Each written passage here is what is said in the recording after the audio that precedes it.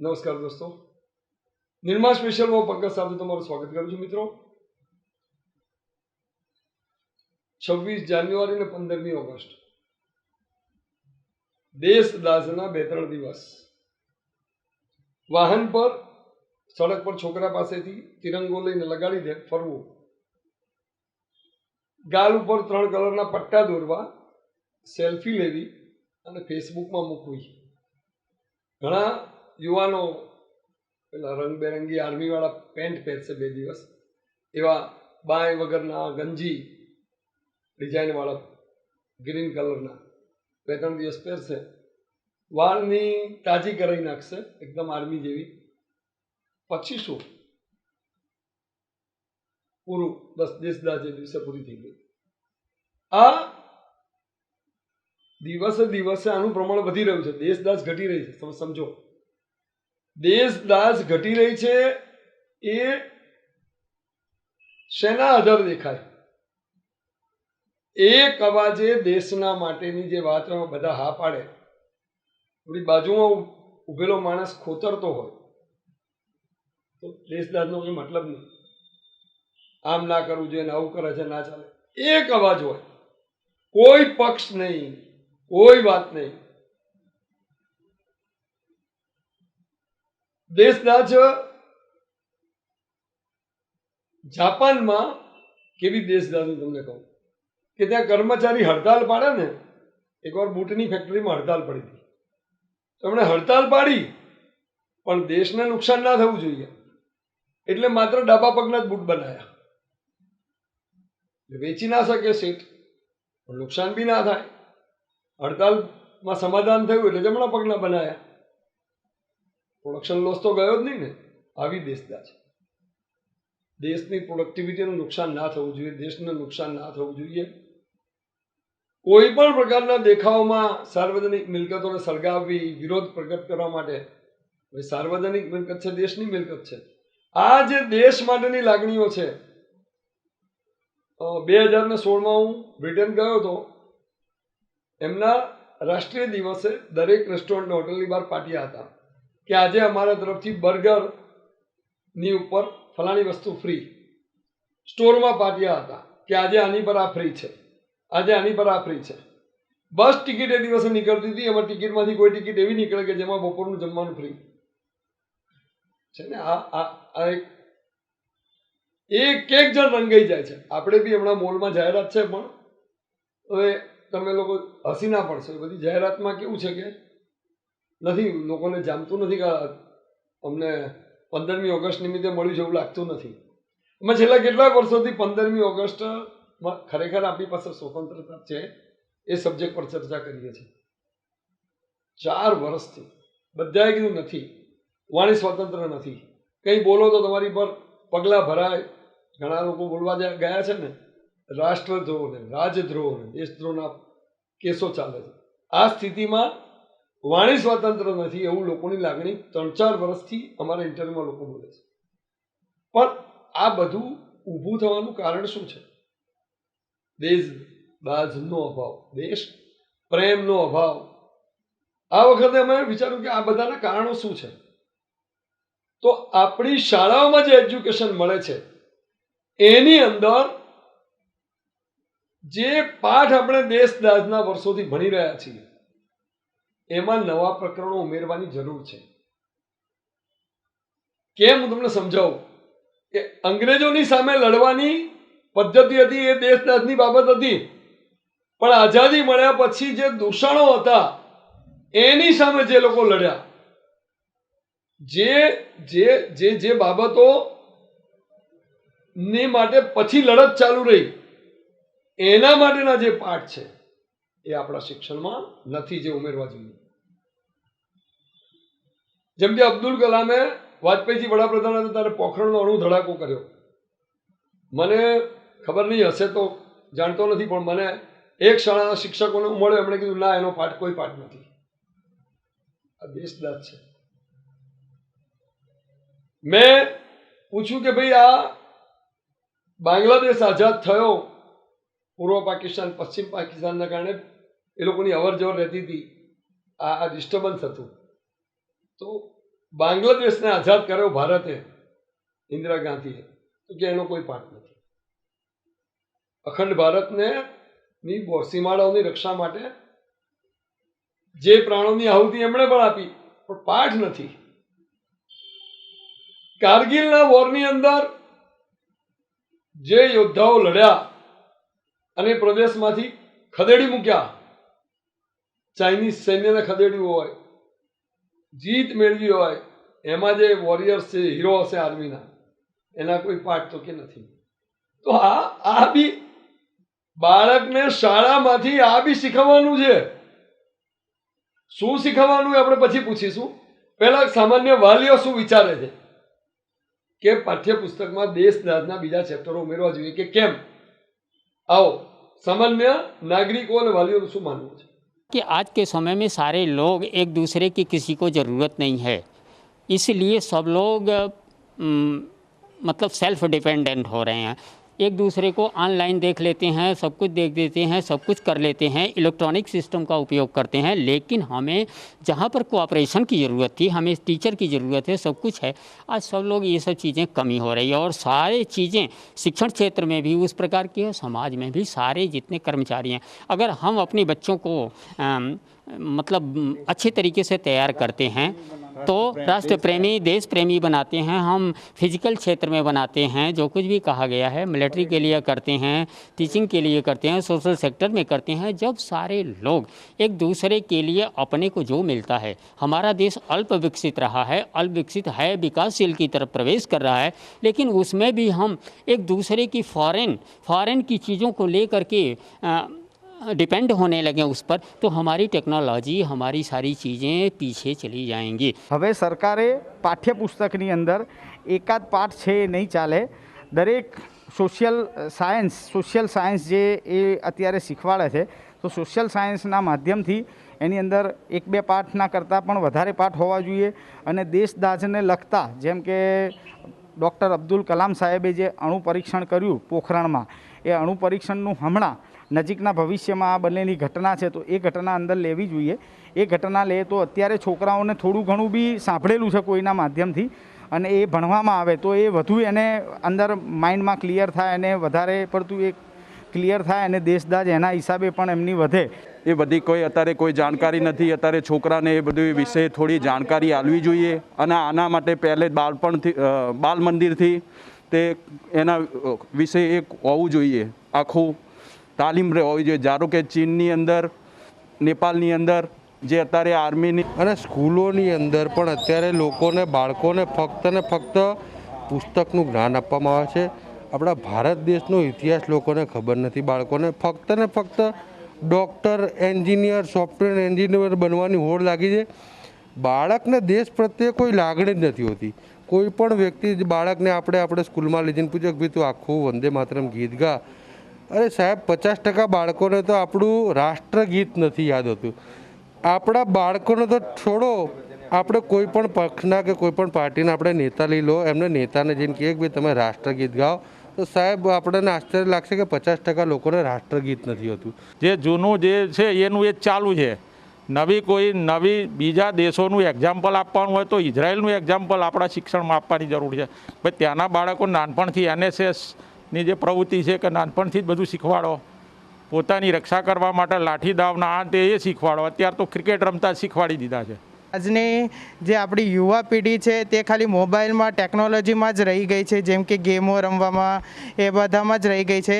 તથા આજના યુવાનો ખાલી પોતાનું જ વિચારે છે કે મારે મોટા થઈને ડૉક્ટર બનવું, એન્જિનિયર બનવું, એ વિચારે છે. ના, એવું વિચારતા નથી કે મારે દેશની સેવા કરવી છે, કે મારે દેશની રક્ષા કરવી છે. એ દેશદાઝ જે છે એ આજની શિક્ષણ પેઢીમાં એ આપવામાં જ નથી આવતો. તે ખાલી આજની શિક્ષણ પેઢી પણ એવી થઈ ગઈ છે કે ખાલી મોટા થઈને ખાલી ઘણી ભણીને તમે ડૉક્ટર બનો, એન્જિનિયર બનો, વકીલ બનો, CA બનો. ના કે એવું શીખવાડવામાં આવે છે કે તમે દેશ માટે દેશની સુરક્ષા કરો. ના કે કોઈ બી NSS કેમ્પ કે NCC કેમ્પ બી ચલાવવામાં નહીં આવતા, ના કોઈ બી શાળા કે કોલેજો દ્વારા. ખરેખર પાઠ્યપુસ્તકોની અંદર વીર જવાનોના મુદ્દા ઉમેરવા જોઈએ અને એક દેશમાં જુવાળ ઊભો કરવો જોઈએ. અને NCC છે, સ્કાઉટ છે, વ્યાયામ છે, આ બધી પ્રવૃત્તિઓને પ્રોત્સાહન આપી અને આ સૈનિકોની ભરતી માટે તેમાં બી આપણે પ્રત્યક્ષ રીતે એકદમ પારદર્શી વહીવટ કરી અને યુવાનો અને સૈનિકની અંદર ભરતી કરવા જોઈએ. તો પાઠ્યપુસ્તકમાં આપણે અત્યારે જે તાજી ઘટનાઓ બની રહી છે, તમે તાજી ઘટનામાં જોઈએ તો આ 370ની કલમ આપણે લાવ્યા છીએ, પણ હજી લોકોમાં એ અવેરનેસ જ નથી. તો ખરેખર એ 370ની કલમ શું છે એ જો આપણા પાઠ્યપુસ્તકમાં ઉમેરવામાં આવે અને એનો સાચો તાગ જો વિદ્યાર્થીઓને ખબર પડે તો વિદ્યાર્થીઓમાં દેશભક્તિ ખરેખર આવે. રામ મંદિર આજે બધી બનવાની આરે છે, પણ ખરેખર રામ મંદિર કોનું હતું, ક્યારથી શું છે, એ બધી જ વાતો જો આપણા વિદ્યાર્થીઓને ખબર નહીં હોય તો એ રામ મંદિર આજે બનશે, પણ એ રામ મંદિરનો ઇતિહાસ જો આપણા બાળકોને ખબર નહીં હોય અને પાઠ્યપુસ્તકમાં જો આનો ઇતિહાસ જો મૂકવામાં નહીં આવે તો ખરેખર એ રામ મંદિર બનશે પણ એનો આપણને મતલબ રહેશે નહીં. તો એ રામ મંદિરનો ઇતિહાસ આપણે પુસ્તકમાં લાવવો પડશે. પોખરણમાં અબ્દુલ કલામજીએ જે એ આખી ઘટના ઊભી કરી હતી, એ પોખરણની ઘટના આજે બાળકોને ખબર નથી. ઘણો બધો સમય થઈ ગયો પોખરણની ઘટનાને.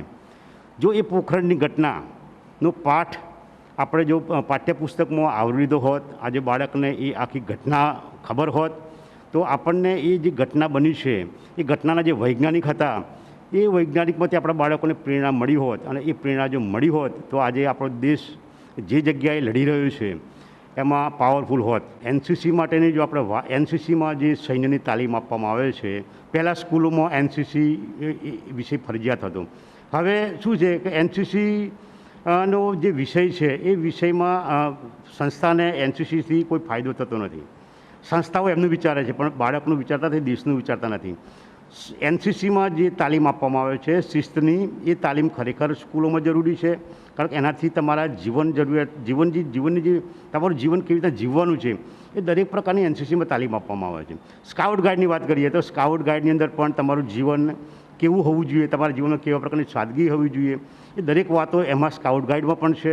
તો આ સ્કાઉટ ગાઈડ એનસીસી ખરેખર જે હવે સંચાલકો એમનો જે ફાયદો જોઈ રહ્યા છે એના કરતાં કે દેશનો આપણો બાળક સાચો નાગરિક બને, એ નાગરિક બને એના અર્થમાં જ જો આ જો સંચાલકો વિચારતા થઈ જાય તો ખરેખર આપણે પાછા દેશભક્તિમાં પરવી જઈએ. જેમ કે આપણા દેશના આયર્ન લેડી મજબૂત વડાપ્રધાન ઇન્દિરા ગાંધીજીએ પાકિસ્તાન દેશના 2 ભાગલા કર્યા. એક બહુ મોટો ઐતિહાસિક બનાવ હતો. બાંગ્લાદેશ એક નવો દેશ વિશ્વમાં ઊભો કર્યો અને બહુ મોટું ઐતિહાસિક બનાવ બન્યો.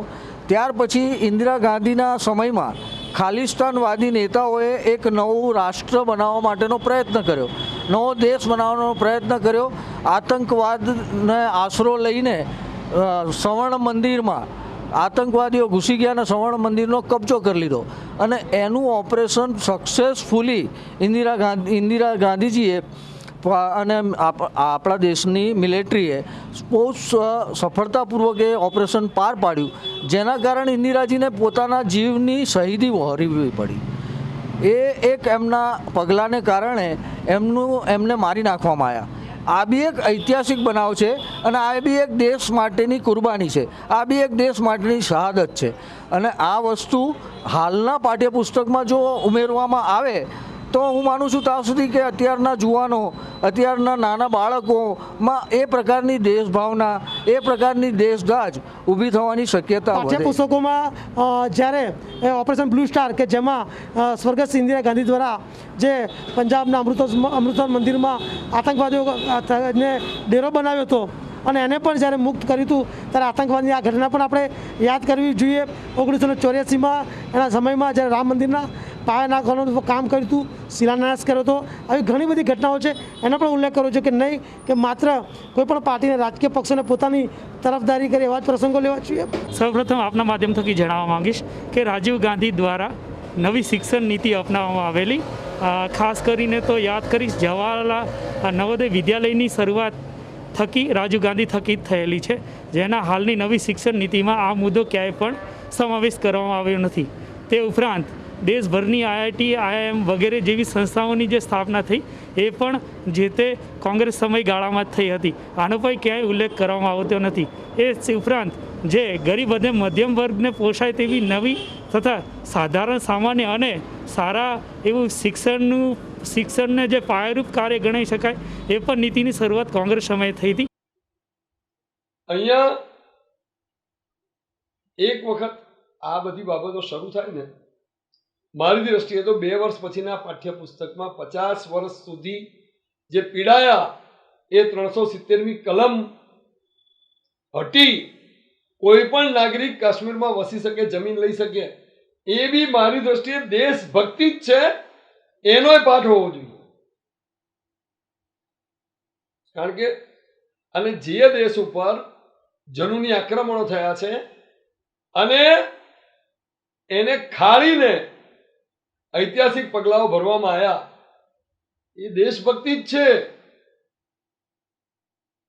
શ્વાસ લો છો ને તમે હવે શ્રીનગરમાં જઈને મુક્તિનો ટુકડો લઈ શકો છો, માલિક બની શકો જમીનના. આ બધી બાબતોને સમાજ કરો જેવું લોકોનું માનવું છે. હું એ નથી કહેતો કે આગળના પાઠો ખોટા પાઠો છે, ચાલે છે. આગળના પાઠો સરસ છે. જલિયાવાલા બાગમાં જે આહુતિ આપી છે વીરોએ, ચંદ્રશેખર આઝાદ છે, ભગતસિંહ છે, ગાંધી બાપુ છે, એમને એ ભણ્યા છે આપણે. પણ પછીના યુગમાં જે બદલાવ આવ્યા છે એ કારગિલના વોરિયર્સો પણ દેશ સેવા જ કરી રહ્યા છે, એમના પણ પાઠ હોવા જોઈએ. હવે આ બાબતે શિક્ષકોનું શું માનવું છે? શિક્ષકોએ પોતપોતાની રીતે આ બાબતે નિર્માણ સ્પેશિયલના દેવાંગભાઈ કંસાણ સાથે વાત કરી છે, સાંભળો એમની વાત. શિક્ષકો શું માને છે કે આપણા આવનારી પેઢીમાં અત્યારે દેશદાજ કે દેશભક્તિ જેને આપણે કહીએ છીએ, જે અત્યારે જૂની પેઢીમાં હતી એ ઘટતી જતી છે, અત્યારે બહુ જ ઘટી રહી છે. બાળકોને ઘણી વખત આપણા નેતાઓના નામ સુદ્ધા ખબર હોતા નથી કે કોણે આપણને આઝાદી આપી, કોણ આપણા ક્રાંતિવીરો છે, એ પણ આ બાળકોને ઘણી વખત ખબર નથી હોતી.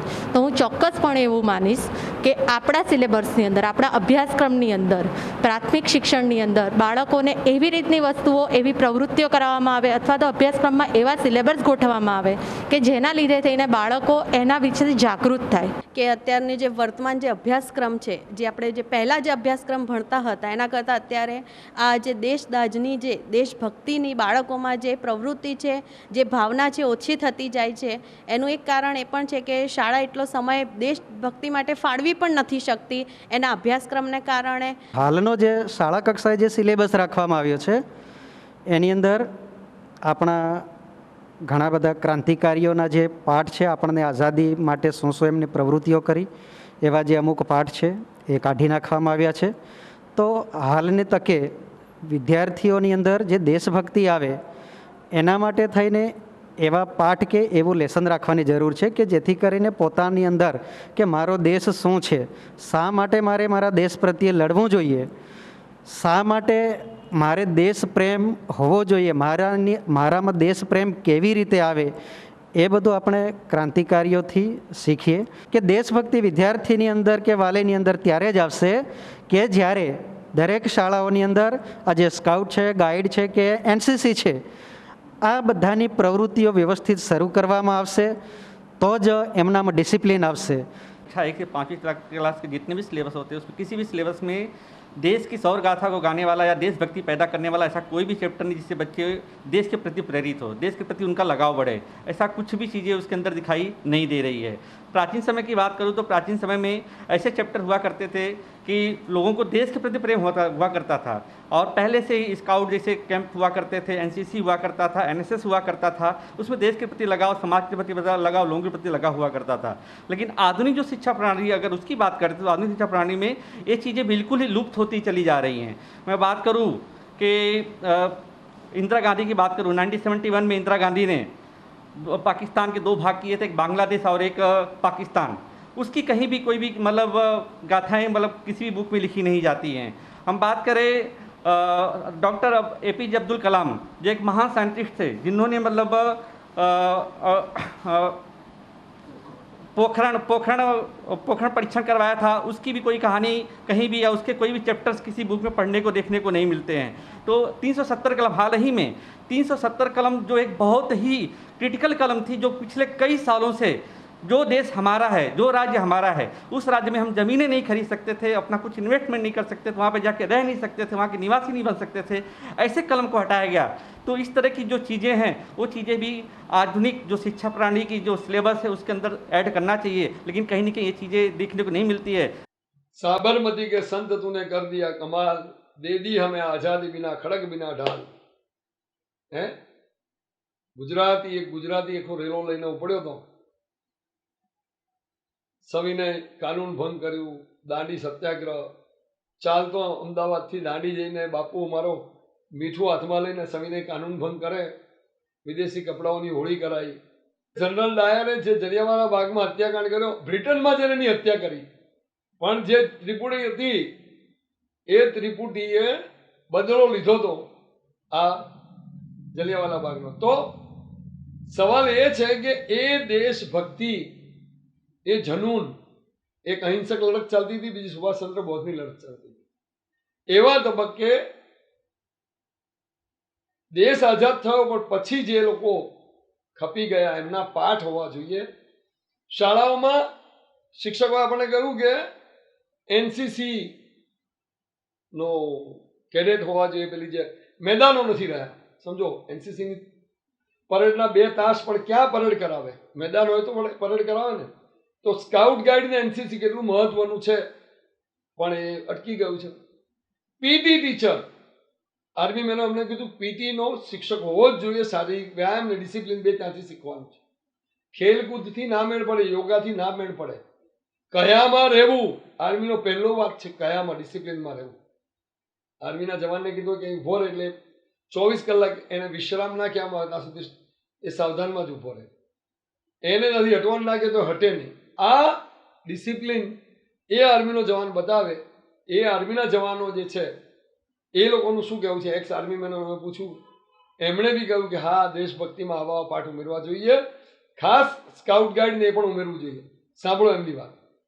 मैं अगर बात करूं अपने विद्यार्थी समय की तो मुझे कुछ चीज़ें याद आती हैं कि स्कूल और टीचर्स का हमारे समाज के संरक्षण में, समाज के विकास में बहुत बड़ा योगदान होता है। आज हम कहते हैं कि हमारे पास एक से एक अच्छे डॉक्टर्स हैं, अच्छे साइंटिस्ट हैं, अच्छे इंजीनियर्स हैं, तो वो कहाँ से बने? स्कूल से बने। किसने बनाया? शिक्षक ने बनाया। तो शिक्षक वो जैसे कहते हैं ना कि डॉक्टर भगवान से बड़ा होता है, तो टीचर उसको बनाने वाला टीचर होता है, तो टीचर का दर्जा बहुत होता है। अब बात करें देशभक्ति की, तो जब हम लोग पढ़ते थे तब वीकली प्रोग्राम होते थे, स्काउटिंग एनसीसी वगैरह होता था, डिसिप्लिन सिखाया जाता था, देश के प्रति प्रोग्राम होते थे, देशभक्ति के गाने चलते थे। आज देखा जाए तो धीमे धीमे वो चीज़ें कहीं ना कहीं विलुप्त हो गई है, वो चीज़ें कहीं ना कहीं ख़त्म होती जा रही हैं। इसका असर ये पड़ रहा है, आप अगर न्यूज़ उठा के देखें, कहीं भी देखें, पिछले 10 साल 15 साल में देखें तो हर जगह से ये वैकेंसी जाती है कि आर्मी में इतने अफसर डेफी हैं, नेवी में इतने अफसर डेफी हैं। क्यों? क्योंकि स्कूल से शिक्षा में से वो धीमे धीमे निकल गया है। अब हमारी वही पुरानी बुक सिलेबस जो हम पढ़ते थे, नए में कुछ नहीं है। अगर आप आर्मी के सिलेबस देखें उठा करके तो हमारे इतने हीरो हैं, इंडो चाइना पाक वॉर के बाबा जसवंत सिंह, आज आर्मी के अंदर उनका मंदिर बना हुआ है, उनकी पूजा होती है, लेकिन हमारे बच्चे उनको नहीं जानते हैं। क्यों? सिलेबस में वो चीज़ नहीं है। बाबा हरभजन सिंह हैं, कारगिल वॉर के हीरो, विक्रम बत्रा जैसे, विक्रम बत्रा पांडे जैसे ऐसे कितने हीरोज़ हैं जिनके बारे में कोई सिलेबस नहीं, कोई वो नहीं है। ये चीज़ें होनी चाहिए, इससे कई फ़ायदे होंगे। देश के प्रति बच्चों को देश के प्रति जज्बा आएगा, इज्जत बढ़ेगी और उनके सम्मान बढ़ेगा, वो आगे उसको जारी करेंगे, वो अपने बच्चों को सिखाएंगे। तो एक अच्छे समाज की रचना के लिए अच्छी चीज़ें स्कूल के सिलेबस में बदलाव करना जरूरी है।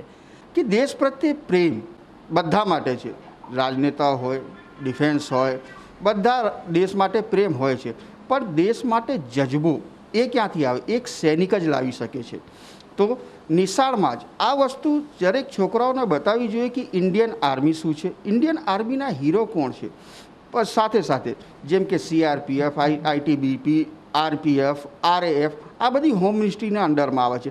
तो आ थोड़ी घणी जो जानकारी छोकराओने थाय तो ए प्रत्ये एमनी लागणी जागे अने ए वधारेथी वधारे फोर्समां जोड़ाय अने नवा युवानो जे आपणा नवयुवको छे એ કેમ ખોટી લાઈન ઉપર જતા રહે છે? આપણે વિચારીએ છીએ કે ભાઈ 10મામાં આ તો આ લાઈન ઉપર જતો રહ્યો, 12મામાં આ લાઈન ઉપર જતો, કેમ?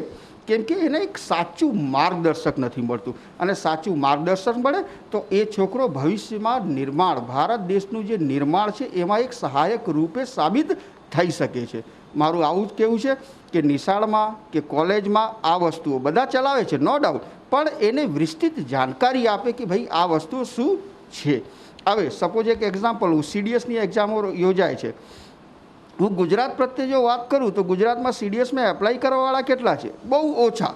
પણ એ વસ્તુ જો એમને ખબર પડે કે ના ભાઈ આપણે આવી રીતે કરી શકીએ છીએ કે CDSમાં આવી રીતે આપણને એન્ટ્રી મળે છે, તો એનાથી શું છે કે આર્મી અને આમાં જોડાવા માટે બધા છોકરાઓ પ્રોત્સાહિત થાય છે. બરાબર કે હા, અમે લોકો પણ ભણ્યા હતા એ ટાઈમે, લગભગ ગ્રેજ્યુએશન કમ્પ્લીટ કર્યું ત્યારે, અને આજે ઘણું બધું ડિફરન્સ જોવાનું મળે છે. પણ વસ્તુ એ છે કે હું જોઈ રહ્યો છું, મારા પણ છોકરાઓ ભણે છે, ઇંગ્લિશ મીડિયમમાં ભણે છે, પણ જે બેસિકલી જે અટેચમેન્ટ હોવો જોઈએ ફેમિલી પ્રત્યે, દેશ પ્રત્યે, એવું બધું જોવાનું નથી મળતું. દેશ પ્રત્યે અને ફેમિલી પ્રત્યે જે અટ્રેક્શન હોવું જોઈએ, જે સંસ્કાર આપવું જોઈએ, એ બધું પણ સિલેબસમાં નથી જ આજના તારીખમાં. અમે લોકો ભણતા હતા ત્યારે પણ હિન્દી મીડિયમ કાં તો ગુજરાતી મીડિયમના સ્કૂલમાં જે પ્રેયર થતું હતું, આજના તારીખમાં ઇંગ્લિશ મીડિયમના સ્કૂલોમાં એવું બધું તો નથી જ થતું. આચાર્ય દેવો ભવ, અતિથિ દેવો ભવ, માતૃદેવો ભવ, પિતૃદેવો ભવ જે હોવો જોઈએ એ બધું શીખવાડવામાં નથી આવતું. અમે જોતા હતા કે ધારા 370ની વાત કરું તો 370 કોઈને ખબર હતી નહીં. અત્યારે ન્યૂઝ ચેનલ ઉપર કાં તો જે કેન્દ્ર સરકારે જે કર્યું છે એ પછી ખબર પડી કે 370માં શું થઈ રહ્યું હતું છેલ્લા 60 કે 70 વર્ષથી. આપણા જ દેશમાં એવી એક જગ્યા હતી જ્યાં આપણો કોઈ હક નથી બનતો. હું ભારતવાસી છું, પણ મારો કોઈ હક બનતો નહોતો જ્યાર સુધી 370 હતું ત્યાર સુધી. આજની તારીખમાં હવે 370 હટી ગયું છે, એ જગ્યાએ મારો પણ એટલો જ અધિકાર છે જે ત્યાંના લોકલ માણસોનું હતું. બસ એવી રીતે ઘણી બધા સબ્જેક્ટ્સ છે જે મને પણ ખબર નથી, ઘણા બધા લોકોને ખબર નથી. બટ જેવી રીતે દુનિયા આગળ વધી રહી છે, દેશ આગળ વધી રહ્યું છે, એ રીતે થોડુંક જે એજ્યુકેશન છે, એજ્યુકેશનમાં થોડુંક અપડેટ આવવું જરૂરી છે. અને અપડેટની સાથે સાથે જે બેસિકલી થિંગ હોવો જોઈએ, દેશ માટે, ફેમિલી માટે, વડીલો માટે જે અટેચમેન્ટ હોવું જોઈએ, જે થોડુંક લાગણી હોવી જોઈએ, એને વધારવાની જરૂર છે. આપણા સંસ્કાર, આપણી સંસ્કૃતિ, એના વિશે પણ પૂરતું ધ્યાન આપવું જોઈએ. એ જ મારું કહેવું છે. જય હિન્દ, જય ભારત. નિર્માણ સ્પેશિયલમાં આ હતી અમારી વાત કે 47 સુધીની લડતો અને દેશભક્તિની લડતો આપણે ગણીએ 100% સાચી વાત છે. અંગ્રેજોના શાસનમાંથી મુક્તિ, પણ એ પાઠ્યપુસ્તકોમાં હવે નવા જે વોરિયર્સો છે કે જેમણે બીજી લડતો કરી એના પાઠ ઉમેરવા જોઈએ. અને હું માનું છું કોઈ પણ પક્ષે એને ટ્વિસ્ટ ના કરવું જોઈએ, એની પર રમવું ના જોઈએ. કારણ કે જો અમારા નિર્મા સ્પેશિયલમાં અમે એ પણ બોલ્યા છીએ, ઇન્દિરા ગાંધીએ બાંગ્લાદેશ આઝાદ કર્યું એનો પાઠ હોવો જોઈએ. અમે કોઈ પક્ષની વાત નથી, પણ સામે વાજપેયીજીએ પોખરણમાં અબ્દુલ કલામની મદદથી અણુ ધડાકો કર્યો એનો પાઠ હોવો જોઈએ. મારું કહેવું એ પણ છે. પક્ષની વાત નથી, કોઈ પુસ્તકોના ભગવાકરણની વાત નથી, પણ 370મી કલમ હતી એના માટે જે વોરિયર્સ કામ કરી ગયા છે એનો પાઠ હોવો જ જોઈએ. આ અમારું કહેવું છે. ફરી મળીશું નિર્મા સ્પેશિયલમાં આવતા સપ્તાહે. ત્યાં સુધી મને પંકજ સાધુ રજા આપશો. આવજો.